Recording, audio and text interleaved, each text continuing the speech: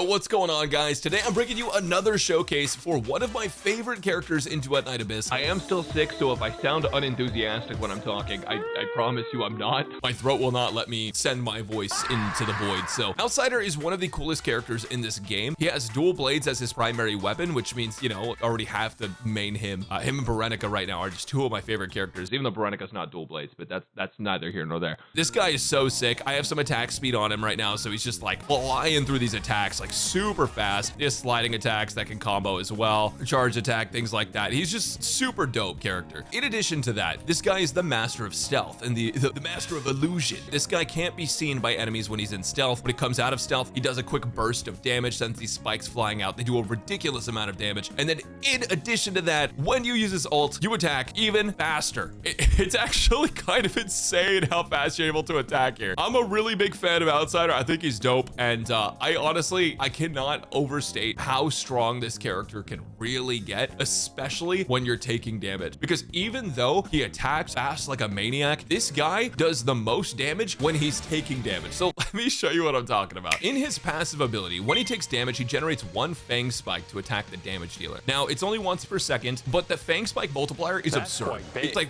4,000% basically. When the Fang Spike is generated, it flies towards the enemy, it deals animo damage to them. This is an animo character, and it inflicts throat cutter, which makes it so that enemy takes even more damage from Outsider. So basically, if Outsider gets hit, he hits back even harder and continues to hit back harder for like 20 seconds. He also plays with his HP a lot. His damage doesn't actually scale on HP, still an attack build, but he will lose HP when you use his buff in his ultimate, which is going to make it so that for each Fang Spike you retract, which are just Fang Spikes that have been sent out by him, he'll lose HP, which gets converted to shield. And then on top of that, he gets a huge attack speed buff and he gets a resolve boost. Now, if you guys don't know what resolve is basically the more HP you've lost and like the lower your HP is, the more damage that you do. The lower HP percentage, the higher damage dealt. In addition to that, he also has some other effects, like when he's not in his ult, he has a chance to generate Fang Spikes to attack targets whenever he uses a melee weapon, which again, he's a dual blades specialist, but that also means if he uses a different kind of melee weapon in general, like any one of these will count, which means you can also give him different stuff. His Introns also help him out a fair bit. Whenever he has Intron 4, he can actually get a huge movement speed buff, 35% when he's in stealth. And then whenever you generate spikes, you have a chance to get extra spikes. So his Introns do help his level out or his damage out a ton. But either way, let me just show you guys more of what's going on here. So I'll just show you the level 70 enemies first. You guys are gonna be shocked at how fast these guys just perish. So I'm just going to stand here. And as you can see, they just tend to be taking damage right back at them, right? And all we're losing is shield. They are literally killing themselves. I don't have to do anything at all. This guy is so funny. Now, I am losing HP, and like you do have to manage that. There are going to be some characters you could bring along that could probably help you out with this, but it is best to be attacking. However, you don't have to attack. They will just die. But let me show you some higher level ones here. And now what happens if I start attacking in addition to this? So we're going to spawn in some level 100 guys. Well, guys, dogs, filth voids. And I'm going to show you his stealth. So I go to stealth. Oh my God, where'd he go? Attack, sends out 2 spikes. They do a ton of damage. You could just spam this and they'll just take damage as the spikes fly out. And then you ult, retract all the spikes, and now you just go sicko mode. It's so crazy because as you can see, our shield is like way up. Like we have a ton of shield, so we're not actually worried about taking damage. Our resolve was really kicking into high gear there. And yeah, dude, this guy is so sick. Oh, there's still one more over there. There we go. Yeah, so Outsider, dude, he's really sick. I'm a huge fan of him. I think he's actually kind of sleeper OP. For people that don't know what he does, he's gonna be ass. For people that don't understand the benefit of the Fang Spikes or the fact that he takes damage when he gets attacked, those people are not going to be getting full advantage of him. But dude, stacking some resolve and getting low HP is just absolutely awesome. We'll get the highest level enemies now. I'll probably end up dying, but just to kind of show you what this looks like, even on the highest level enemies in the range here at level 120, how much this guy is able to do, because this is one of the free characters you get. I mean, all of the characters are free, but this is one of the characters they give to you for free in the story without you having to grind at all. And he really just absolutely chunks when you have him built. So I'm gonna go ahead and spawn in some spikes, do some attacks. Gotta make sure we lose a bunch of HP for that morale buff. Now we're gonna ult. retract all the spikes. We're at like no HP, but we are just shredding them. And by shredding, I mean we're not really doing much to them because they're level 120. But as you can see, we are denting their HP. And the AoE on his attacks is also pretty good. We do have some attack range in there. I'm a really big fan. You can also do sliding attacks for even more AoE here. And I just think he's so dope. You're doing this in co-op, you've already taken out half their HP in like a few seconds. And again, these are the highest level enemies you can spawn. Even though it may look like his normal attacks are not doing that much damage, they are doing a ton. When these spikes come out, it really changes everything. And then once you're ready to exit the mission, you go stealth mode and you get a huge movement speed buff too. But let me show you like how many jumps it takes. We'll go from this like little diamond on this stair to the other stair. Let me show you how many jumps it takes normally.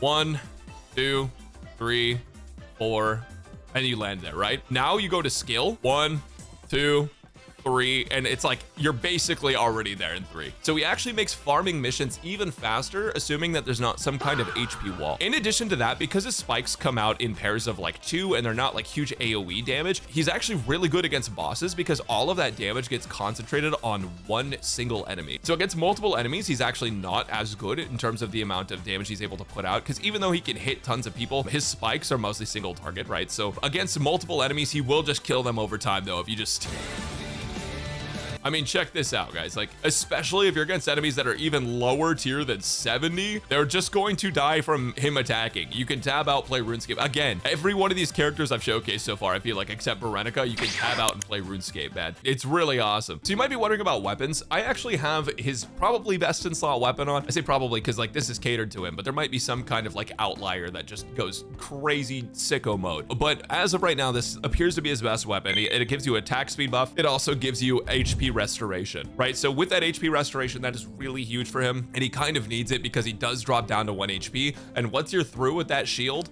you're gonna be struggling not to just die right after, right? The other dual blades are like, this one's okay with the crit chance and the crit damage, but generally speaking, you're definitely going to want the Exiled Fangs. However, as most things are in this game, there are some other weapons you can use that are able to do great things for you. For example, this guy, Remnant's Reminiscence, which I am already making a video on, will farm more sanity back for you. And even though you will see a pretty significant drop in damage per spike, you just won't run out of sanity. So let me show you once again of the level 120 enemies. Before we kind of ran out of sanity, so we weren't able to spam out our damage as much, right? But now we shouldn't have that same issue. So I'm gonna go ahead and show you exactly how this works. We're gonna spam skill, do a bunch of spikes, just keep slashing people around. Again, we're doing less per hit because we don't have the weapon proficiency, but that's okay because we're able to get our sanity back. We have a bunch of spikes. I'm gonna ult. We get a huge attack speed buff, and we're getting our sanity back, meaning we can just keep on forcing spikes out by using stealth and unstealthing. The biggest problem again is we don't have the healing for it, but we are just still able to shred enemies up until we die because we don't have the HP restoration. So that is the trade-off, right? You're gonna get more overall damage over a prolonged period of time because you're not gonna have sanity issues, but you will probably just fucking die because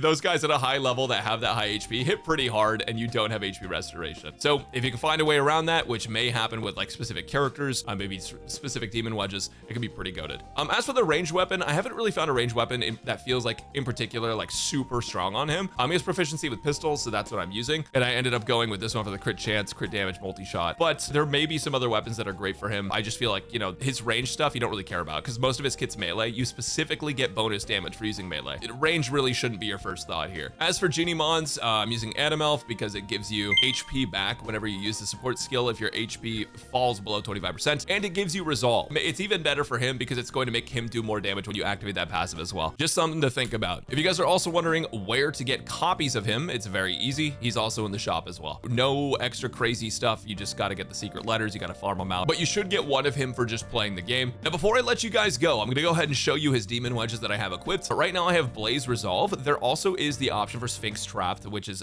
behind my camera, so I'll move it up here. But basically, this is going to make it so the more enemies there are, the more damage you're going to deal. I like Blaze Resolve because it's good even against bosses, right? So even if there's not a lot of enemies, you're still getting the attack buff, you're still getting the resolve, which is going to help him deal more damage. We have some attack and skill damage ones. Decreasing damage taken is actually very important here because the less damage you take, the more you can stand there and eat attacks while also dishing out tons of spike damage. This guy, even though he's not an HP scaler, you do want him to be sustainable. So anything that is going to double dip into damage reduction, or HP or defense or whatever it may be is going to be very powerful. We also have max sanity durability and skill efficiency, animo attack, skill damage, skill duration, skill damage, attack, HP, defense, morale. As for his melee weapons, we just given crit damage and trigger probability. Trigger probability is good with this weapon, especially because it's when you trigger bonus effect, that's when you get the chance to restore HP. So this is gonna be how you build his HP back up. Attack range, always good. Attack bonus, and then also attack speed up just for fun. More triggers, more HP restoration, less chance to die. Crit chance slash attack, crit chance, attack speed, things like that. For the ranged weapons, there's a bug on this beta server that doesn't let me have the poll for this one for some reason, so forgive me on that one. But yeah, overall, guys, big fan. Honestly, that's kind of everything I have to say about him. I think he's really good. I think he's super strong, and he's, most importantly, he's really fun to play, especially when you're like just farming missions. You want to be done quickly. You get that movement speed buff. That's going to help you a lot. It's going to shave down your mission time by like almost a third, if assuming that you're using it like the entire time to get through things. Yeah, this guy is just, he's the GOAT, guys. Outsider is the GOAT. If you guys enjoyed this video, make sure to let me know by leaving a comment down below or liking the video, subscribing. And if you have any questions or want to come hang out with a community of like-minded people, make sure to go follow on Twitch. I'm going to be streaming this game like every day for the first few weeks, and we're going to be going hard, guys. Until then, let me know who your favorite character is, who you'd like to see next, and I'll catch you next time.